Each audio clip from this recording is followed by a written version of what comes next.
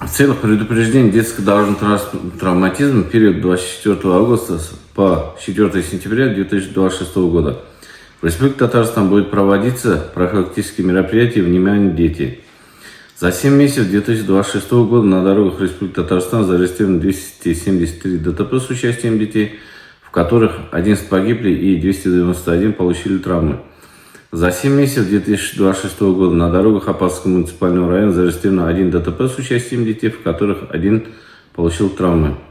В рамках профилактического мероприятия «Внимание, дети» сотрудники госавтоинспекции МВД по Республике Татарстан совместно с работниками государственного бюджетного учреждения безопасности дорожного движения проведут следующие мероприятия. Массовая проверка водителей, направленная на предупреждение нарушений правил перевозки детей.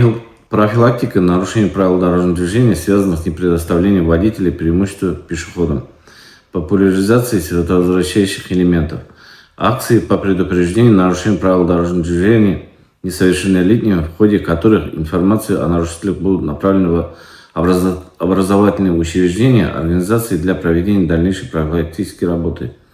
Проверка состояния подъездных путей к образовательным организациям, наличие дорожных знаков, разметки светофорных объектов ограждения, родительские соображения по вопросам безопасности поведения детей на дорогах. Родители должны со всей серьезностью отнестись к безопасности собственных детей. Согласно пункту 22.9 правил дорожного движения Российской Федерации, перевозка детей до 7 лет в легковом автомобиле и в кабине грузового автомобиля, конструкции которых предусмотрены ремни безопасности, либо ремни безопасности и детская удерживающая система, должна осуществляться с использованием детского удерживающего систем устройств, соответствующих по весу и росту ребенка. А на переднем сиденье легкового автомобиля до 12 лет перевозка должна осуществляться только в детских удерживающих устройствах.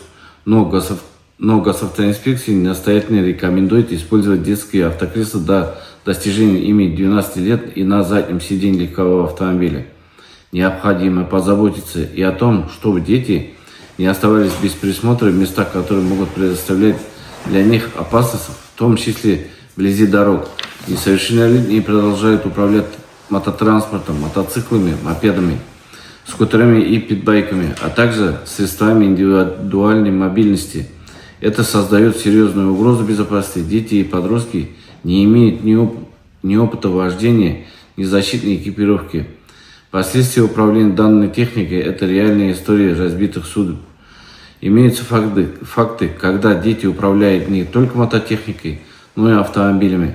Необходимо строго контролировать и пересекать попытки детей и подростков самостоятельно сесть за руль, исключить для них возможность доступа к ключам автомобиля, мопедов и мотоциклов, за предоставление возможности управления транспортными средствами детям, не имеющим водительского удостоверения соответствующей категории, предусмотрена административная ответственность. Госавтоинспекция МВД по Республике Татарстан призывает всех участников дорожного движения быть предельно внимательными и осторожными.